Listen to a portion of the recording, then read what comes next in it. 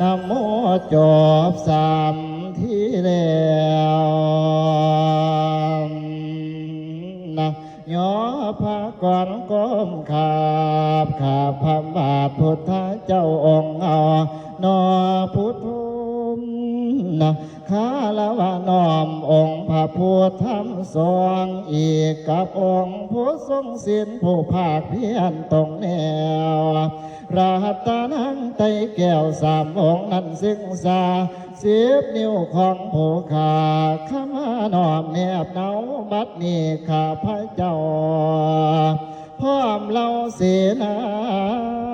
พร้อมกันมาทุนเสื่อนกาววันในวันไว้เสือบตามของเราไว้บุหันเฮานั้นเคยทวมบัดนี้นั้นจักได้เสื่อพระเวทเจ้านั้นขึ้นเข้าสู่นครนะฟังสาก่อนยาฝ่าหอนสนใสอยู่พร้อมภัยสีเสื่อพระเวทพาดท่าไว้ขึ้นเข้าสู่นคร